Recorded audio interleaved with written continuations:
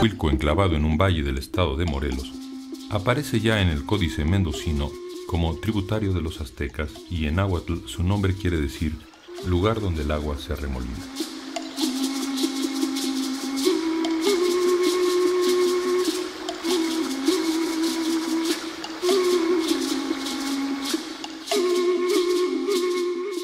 Después de la conquista, luchó por mantener su identidad e independencia frente a otras cabeceras.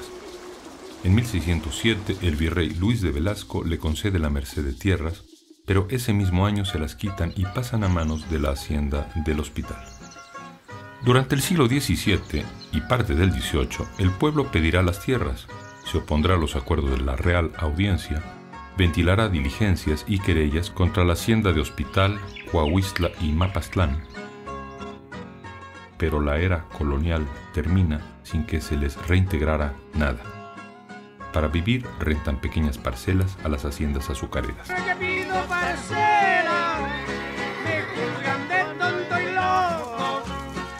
que llevar a los ricos a que mueran el raso. Hay que llevar a los ricos a que mueran el raso.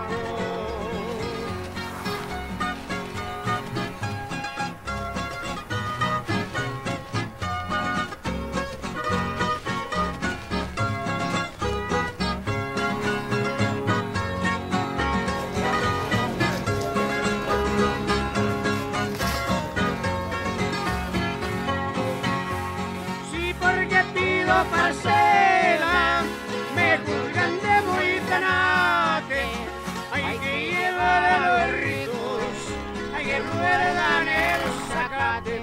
Hay que llevar a los ricos a que muerdan el zacate. Ya con esta y me despido de mi chata. Aquí termina el corrido de mi general Zapata. Aquí termina el corrido de mi general Zapata.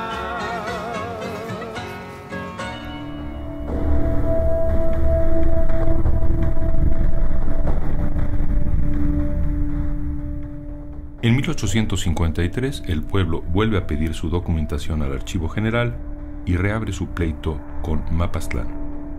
En 1864 pide sus tierras a Maximiliano y 10 años después, José Zapata, quien ejerce las funciones de gobernador del pueblo, le escribe a Porfirio Díaz: guardamos con celo los papeles que algún día demostrarán que somos los únicos y verdaderos dueños de estas tierras. El siglo terminó sin que se resolviera nada.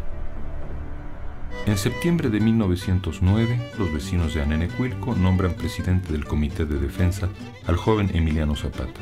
Había nacido el 8 de agosto de 1879 y fue el penúltimo hijo de Cleofas Salazar y Gabriel Zapata.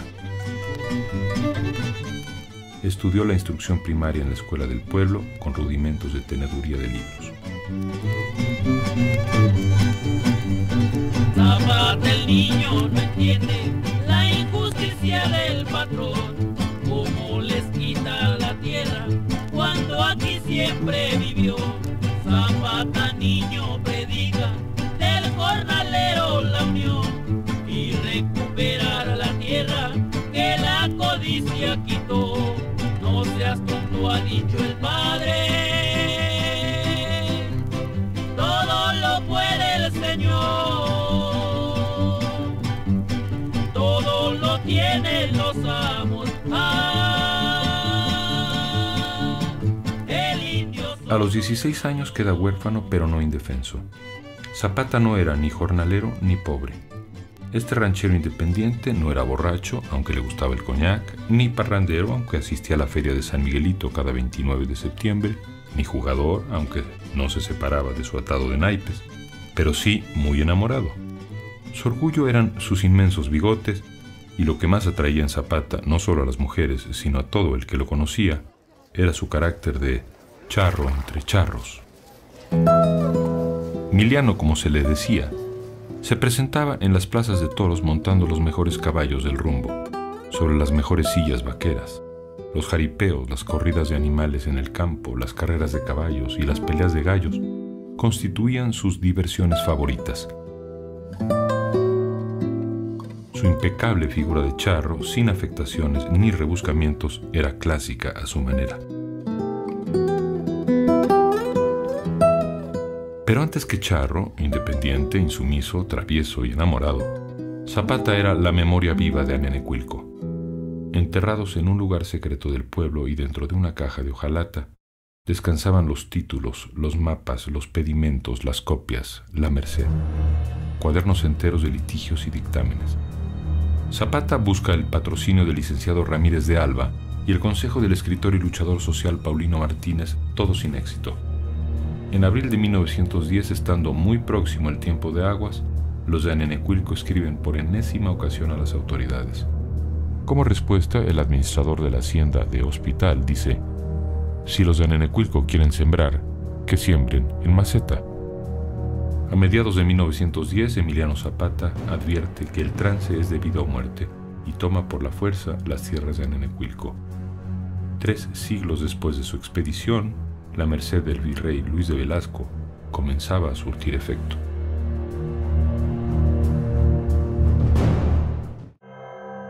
Sin el vendaval maderista, la pequeña revolución de Anenecuilco hubiese pasado inadvertida incluso para la historia local. Pero el artículo del Plan de San Luis que prometía restituir a las comunidades las tierras que habían sido usurpadas por las haciendas era música celestial para Zapata y para Pablo Torres Burgos y Otilio Montaño, sus amigos intelectuales. Tan pronto estalla la revolución, los vecinos de aquellos pueblos deciden enviar a Torres Burgos como su representante a San Antonio, Texas. En Cuautla, Otilio Montaño exclama en un discurso: «Abajo las haciendas, que vivan los pueblos». Es el momento en que, montado en un caballo que le regala el cura de Azochiapán, Emiliano Zapata inicia su revolución. A principios de 1911, los federales sorprenden a Torres Burgos en una siesta de la que nunca despertaría. Camino a Moyotepec, Torres Burgos caminó, sus 2 hijos lo acompañan, respetando su furor. Acompañado de Alfonso Javier Rojas lo encontró. Allí murió Torres Burgos, la tropa lo acribilló. Así murieron sus hijos y su asistente mejor. Las balas cortaron ciegas la vida del precursor. Acompañado de Alfonso Javier Rojas lo encontró. Allí murió Torres Burgos,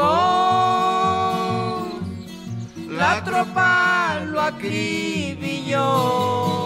Zapata se convierte de súbito en el jefe de la revolución en Morelos. Su primera acción militar es contra el odiado administrador español de la hacienda de Chinameca. Poco a poco su ejército crece. La gente lo sigue, entre otras cosas, por un odio histórico a los españoles. Muchos se suman por una ansia sencilla de libertad y justicia, y otros aún por simple y llana necesidad.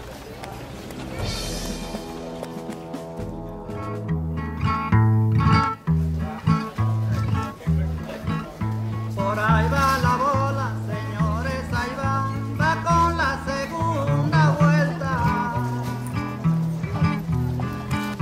Mire cuando entraron los libertadores, ahí se San Chinameca. Escortamiento nació, mi dialecto es muy corriente, pero me figuro que en toda ocasión lo claro es lo más decente. Para el mes de mayo solo quedan en el estado de Morelos 2 baluartes federales, Cuautla y Cuernavaca.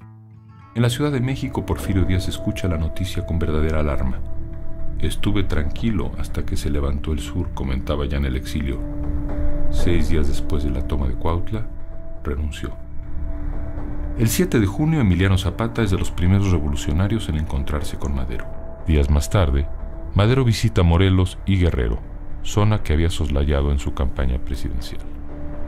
Su conducta, generosa por igual con hacendados y revolucionarios, provoca en Zapata sentimientos de duda.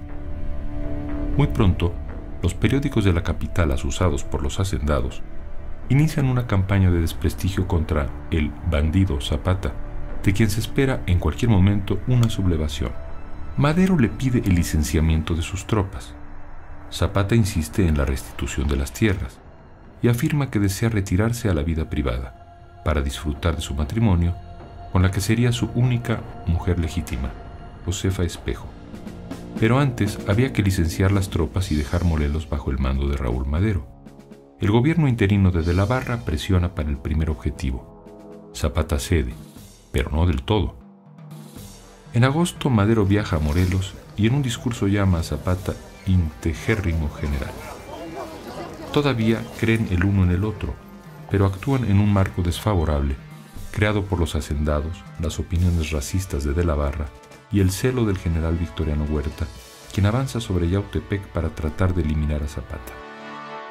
Madero solo puede ofrecerle una promesa. Cuando llegue al poder, le aseguro que le recompensaré sus servicios. Sin embargo, durante el interinato de la Barra, Zapata sufrió el embate de los fusiles y las palabras. Le revolvía a las entrañas oír que los pelones federales gritaran a sus hombres bandidos come vacas. Era natural que al llegar Madero a la presidencia, las relaciones con Zapata estuviesen irremediablemente deterioradas. En una decisión que a la postre lamentaría, Madero lo conmina a rendirse a discreción y salir del país. Su actitud de rebeldía está perjudicando mucho a mi gobierno. Es entonces cuando ocurre el rompimiento. En el Plan de Ayala, redactado por Zapata junto con Otilio Montaño y firmado el 25 de noviembre de 1911, en la pequeña población de Ayoxutla, la palabra traición referida a Madero se emplea 5 veces de modo explícito. El plan no incluía reformas radicales más allá de la expropiación de las tierras usurpadas por los hacendados, previa indemnización a fin de que los pueblos y ciudadanos de México obtengan ejidos, colonias, fondos legales para pueblos o campos de sembradura o de labor, y se mejore en todo y para todo la falta de prosperidad y bienestar de los mexicanos. A partir de entonces, la Revolución Zapatista es la historia de una guerra sin cuartel, contra todo y contra todos, como decía su caudillo. Durante el régimen huertista se habla de limpiar y despoblar Morelos, de colgar hasta el último zapatista, se practica la leva y la recolonización. El artífice de la muerte es Juvencio Robles, pero lejos de debilitarlo, la ofensiva federal fortalece a Zapata. Dios te perdone, Juvencio Robles, tanta barbarie, tanta crueldad, tanta indominia, tantos horrores que has cometido en nuestra entidad. De un pueblo inerme los hombres corren, y después de esto vas a incendiar. ¿Qué culpa tienen sus moradores que tú no puedas al fin triunfar? Cuando cae Huerta y se firman en agosto los tratados de Teoloyucan, Obregón entra a la capital sin representación zapatista, aunque los zapatistas habían contribuido decisivamente al derrocamiento de Huerta y a encaminar el proyecto agrario y campesino en la historia nacional, lo habían hecho a un precio que a la postre resultaría muy alto, el del aislamiento. Así se explica el fracaso de todos los emisarios de Carranza. Al doctor Atl, Zapata le confiesa ver en Carranza aspiraciones peligrosas. A Juan Saravia, Luis Cabrera y Antonio Villarreal, 3 revolucionarios intachables y partidarios decididos de la reforma agraria, Zapata de plano los ningunea. Y Manuel Palafox, su nuevo intelectual orgánico, les advierte que la única opción de Carranza está en renunciar al poder ejecutivo, admitir un representante zapatista en la designación de los nuevos poderes y la sumisión literal al Plan de Ayala sin cambiar ni una coma. Carranza no acepta las condiciones y en septiembre de 1914 rompe con Zapata. Mucho más enigmática y significativa que la efímera relación de Zapata con Carranza es la que el jefe suriano establece con la Convención de Aguascalientes y, en particular, con Francisco Villa. Esto hacía suponer que Zapata se abrirá por fin a un pacto nacional, pero ello sucede solo a medias. Por principio de cuentas, Zapata no va a Aguascalientes. Aunque la convención rompe con Carranza y acepta en principio el plan de Ayala, su alianza con el zapatismo es breve. Es entonces cuando, a nombre de la convención, el 6 de diciembre de 1914, Emiliano Zapata y Francisco Villa entran a la Ciudad de México en un desfile triunfal por sus calles.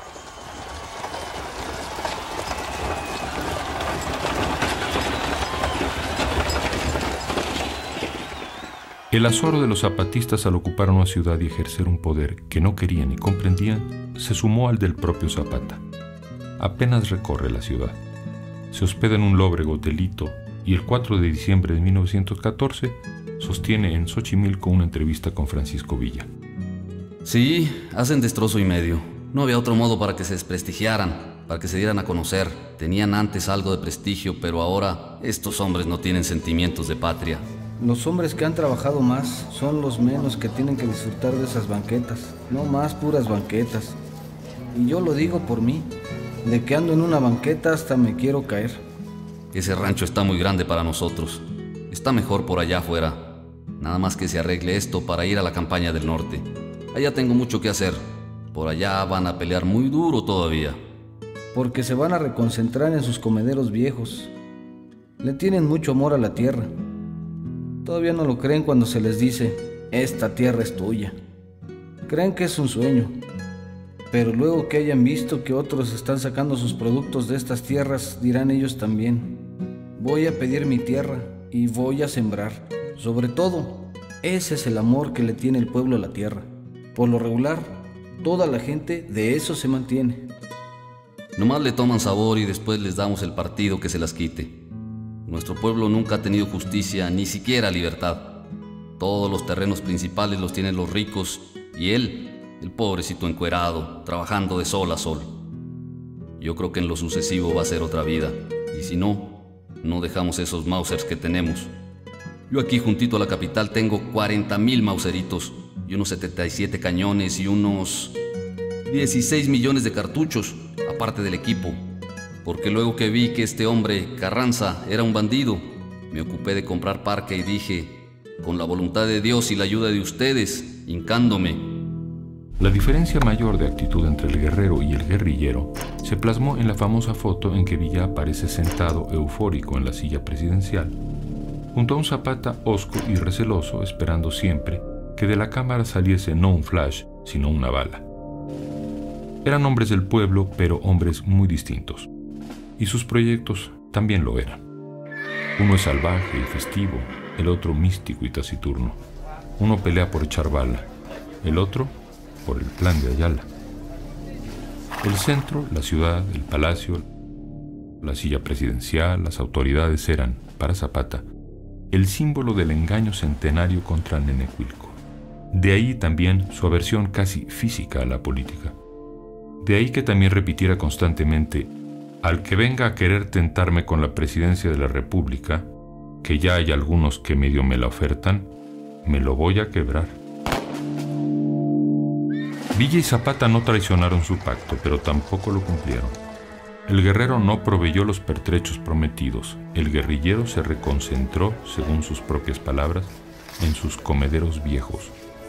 Mientras en varias zonas del territorio nacional el carrancismo se ocupaba de reducir al villismo, en la patria morelense Zapata goza por fin de un respiro de paz.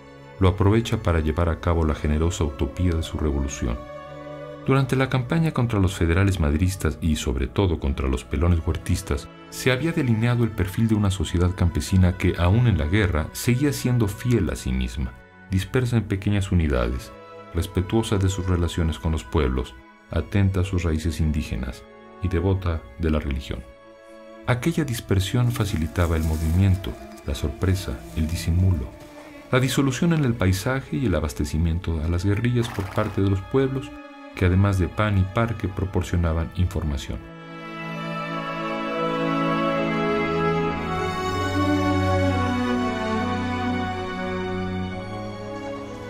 La devoción religiosa es otro aspecto vital.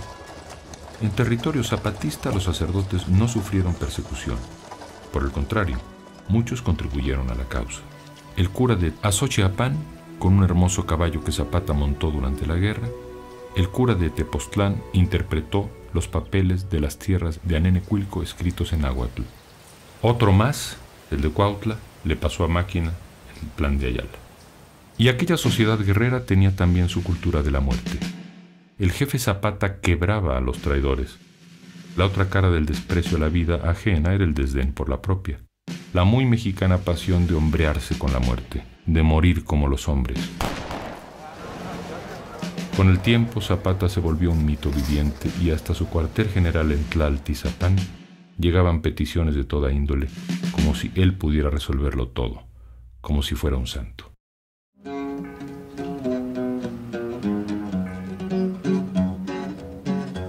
Sublime general, patriota guerrillero que peleó con gran lealtad por defender su patrio suelo. Espero que ha de triunfar por gracia del Ser Supremo para poder estar en paz en el estado de Morelos.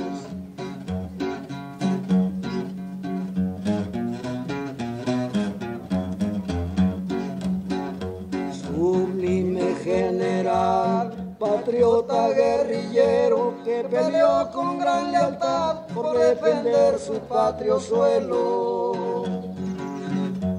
Espero que ha de triunfar por gracia del Ser Supremo para poder estar en paz en el estado de Morelos.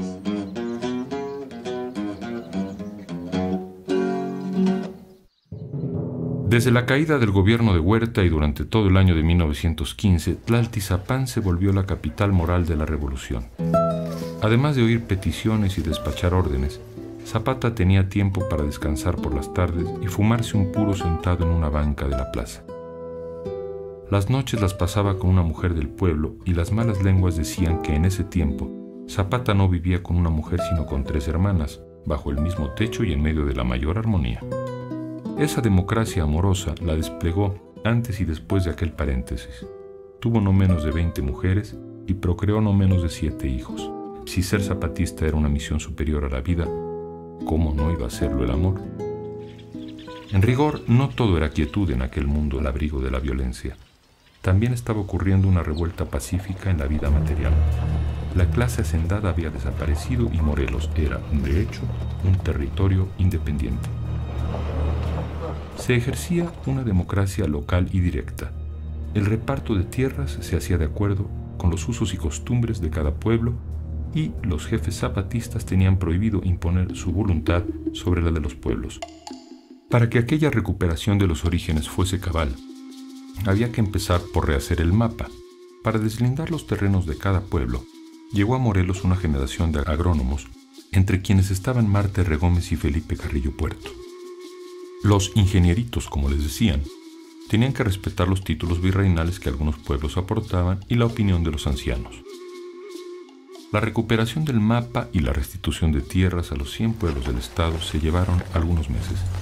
Entre tanto, Manuel Palafox, el poderoso ministro de Agricultura del gobierno convencionista, planea la fundación de bancos y escuelas agrícolas, agroindustrias y una fábrica nacional de herramientas para el campo.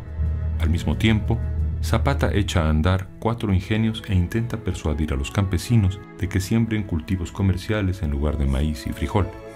Su preocupación es más moral que económica.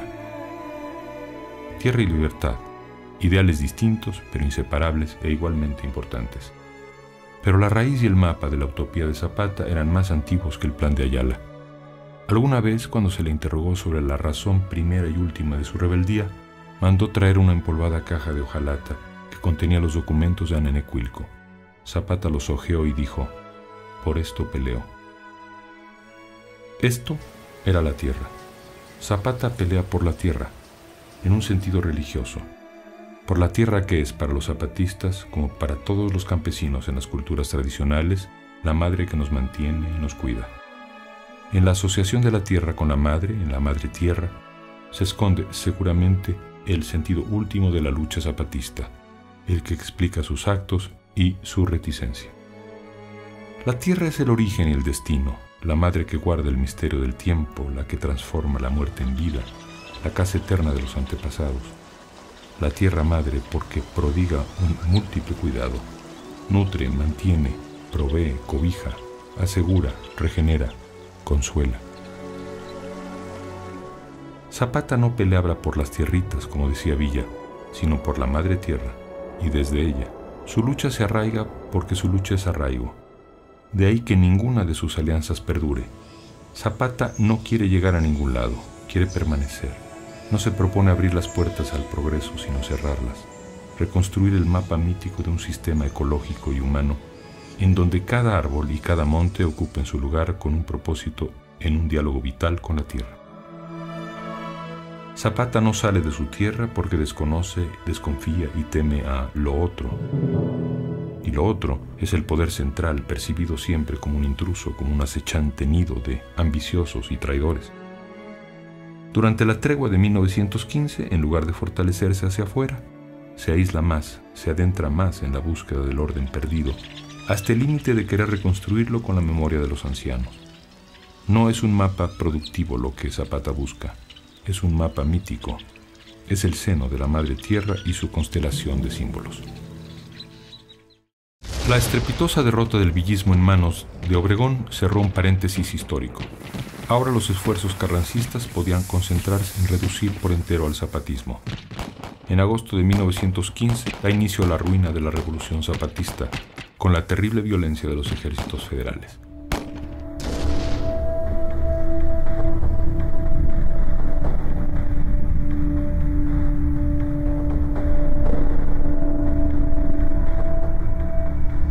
Luego de la expedición de una ley de amnistía que no dejó de mermar a las fuerzas zapatistas, el general Pablo González pretende acabarlos en sus mismas madrigueras. En Jiutepec hace prisioneros a 225 civiles y los fusila en masa. En junio de 1916 toma el cuartel general de Tlaltizapán y da muerte a 283 personas. Los zapatistas se trasladan a Tochimilco, en las faldas del Popocatépetl.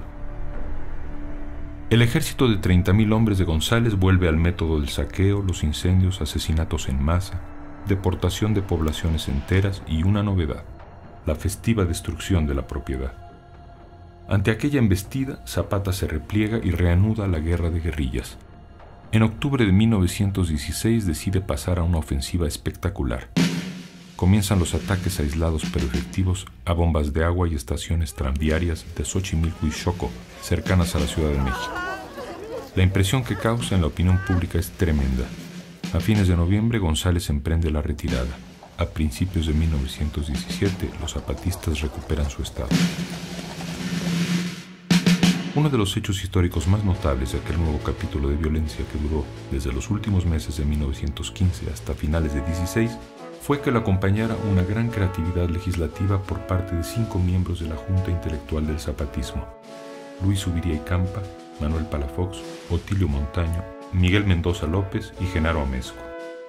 Se diría que al expedir febrilmente ley tras ley, respondían a Carranza y delineaban el país ideal que hubiesen querido gobernar. En el proyecto político del zapatismo estaban ya los antecedentes fundamentales del artículo 27 de la Constitución y, entre sus preceptos fundamentales, se consideró la Ley General del Trabajo, que decretaba la jornada de 8 horas, el descanso dominical y el salario remunerador.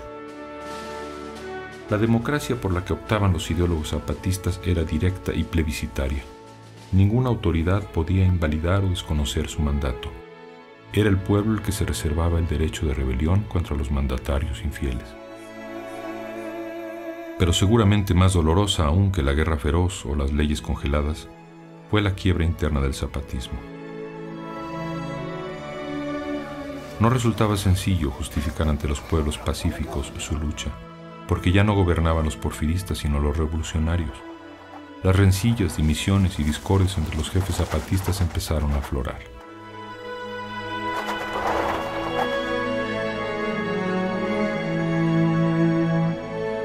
Desde hacía tiempo, desde siempre, Zapata había tenido cierto delirio de persecución. Lo obsesionaban los traidores. Una y otra vez repetía su frase predilecta: perdono al que roba y al que mata, pero al traidor no lo perdono. En agosto de 1917, en Tlaltizapán, Zapata se dio el gusto de recibir la cabeza de Domingo Arenas, el caudillo indígena y agrarista de Tlaxcala, cuya brigada Xicoténcatl se le había sumado en el remoto noviembre de 1914. 30 de agosto, día memorable, las 3:42. Allí en Zacualpa, según se sabe, Domingo Arenas supremo halló. El tlaxcalteca cambió de ideales y una bandera cual se juró. Ay, como Judas por 30 reales a su partido ingrato vendió. Me refiero a Zuleide, que por traidor y galán dejó de pertenecer a la ilusión sociedad. Hay patriotas que a la vez luchando van sin cesar hasta llegar a obtener un triunfo de libertad, un triunfo de libertad. Había renunciado al carrancismo y coqueteado un par de veces por reintegrarse al redil que por convicción e identidad le pertenecía. Ahora, el traidor había recibido el justo castigo. ¿Quién seguiría? Los subalternos temblaban. El general González y su lugarteniente principal Jesús Guajardo reinician la campaña con sus métodos habituales. El panorama es desolador. Para colmo, hasta la naturaleza comienza a mostrarse adversa. En esos meses azotan el tifo, el paludismo, la disentería. Con todo, las ágiles liebres blancas del zapatismo no se rinden y no obstante la presencia federal en el estado, durante buena parte de 1918 conservan su cuartel general en Tlaltizapán.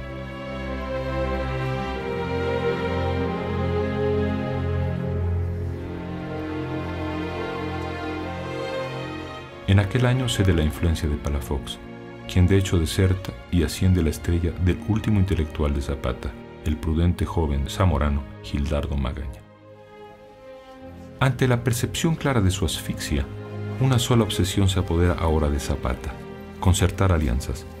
No hay jefe revolucionario y aún contrarrevolucionario con el que no intente, por conducto de Magaña, pactar. Lucio Blanco, los hermanos Vázquez Gómez, Félix Díaz, Manuel Peláez, Felipe Ángeles, Álvaro Obregón y, en un acto supremo de desesperación, el mismísimo Carranza. En ningún caso logra éxito. El desaliento llega al extremo en abril de 1918, cuando en un manifiesto de la Nación no se menciona ya el Plan de Ayala. El frío profesionalismo del general González y la obra pacificadora de la influencia española, según voceaba la prensa, cercan aún más a los guerrilleros zapatistas, que no pasan ya de unos cuantos miles. En agosto de 1918 pierden Tlaltizapán y se refugian en Tochimilco, que no obstante su virtual inaccesibilidad, a veces debe ser evacuado hacia el pequeño Tochimizolco.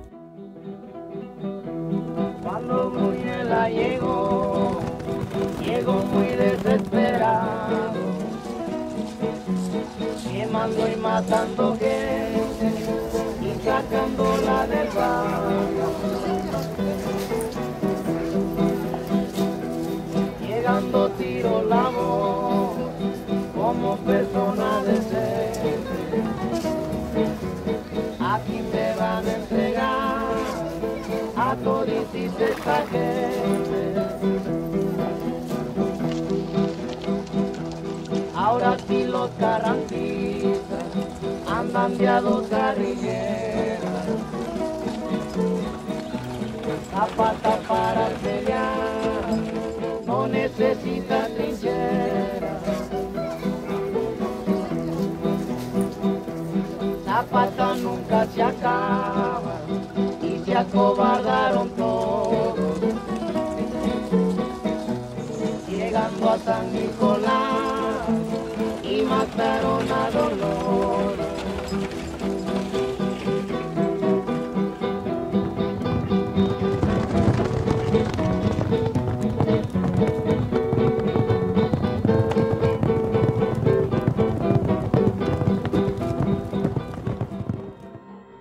Sin descartar nunca la búsqueda de alianzas, en marzo de 19 publica Zapata una carta abierta a Carranza, compendio crítico que hubieran querido firmar los más radicales y sinceros anticarrancistas. Los antiguos latifundios de la alta burguesía reemplazados en no pocos casos por modernos terratenientes que gastan chaqueteras, kepí y pistola al cinto, los pueblos burlados en sus esperanzas. No importa que la prosa fuese de Gilardo Magaña, el ánimo, el nuevo ánimo, era de Zapata. No lo esperaba la victoria sino el desenlace. Zapata, que temió siempre y siempre repudió la traición, murió víctima de una traición cuidadosamente maquinada por el coronel Jesús Guajardo y por su jefe, el general Pablo González. Hasta el campamento de Zapata habían llegado rumores, no del todo infundados, de una desavenencia entre los dos oficiales. Zapata, en su renovado optimismo, escribe a Guajardo invitándole a cambiarse al bando rebelde. González intercepta la carta, que le sirve como acicate y chantaje contra Guajardo, quien por su parte ve la oportunidad de reivindicarse y mostrar su lealtad. Contesta afirmativamente la carta a Zapata, pero el general, siempre desconfiado, le pide fusilar a la gente de Victoriano Bárcena, antiguo subordinado suyo que se había pasado al bando federal. Guajardo sacrifica a Bárcena y a sus hombres. Zapata se acerca a Guajardo, quien le regala un alazán al que llaman haz de oros.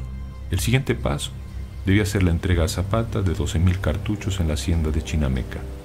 Durante la mañana del 10 de abril de 1919, Zapata ronda el lugar, pero no muerde el cebo. Aún desconfía.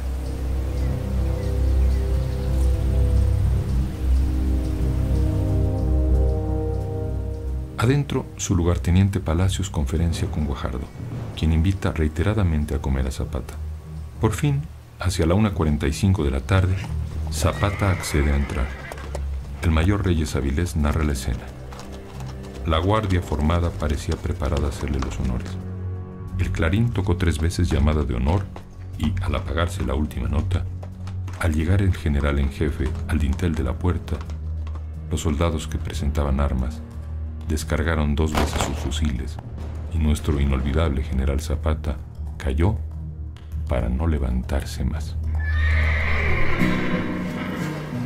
Escuchen, señores, oigan el corrido de un triste acontecimiento. Pues en Chinameca fue muerto a mansalva Zapata, el gran insurrecto. Abril de 1919 en la memoria quedarás del campesino como una mancha en la historia. Campanas finas de Ayala, porque lo cantan doliente, es que ya murió Zapata y era Zapata un valiente. El buen Emiliano, que amaba a los pobres, quiso darles libertad. Por eso los indios de todos los pueblos con él fueron a luchar. De Cuautla hasta Meca, Matamoros y el Ajusco, con los pelones del viejo don Porfirio se dio gusto. Militarían de los campos, de las Vegas de Morelos, siempre juntan por Zapata, di que ya se fue a los cielos.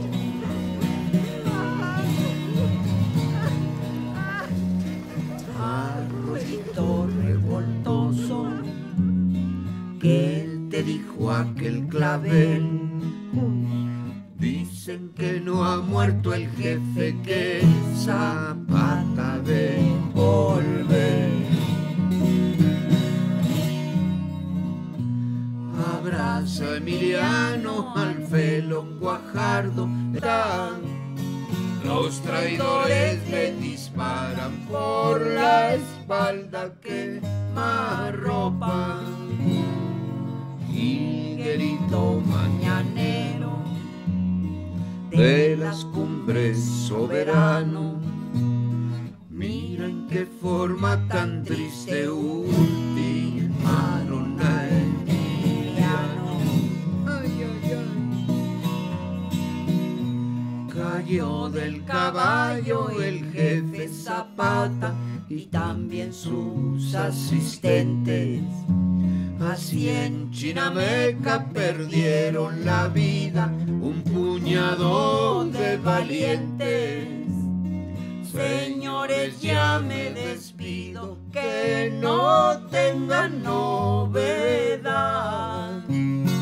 ¿Cuál héroe murió Zapata por dar tierra y libertad?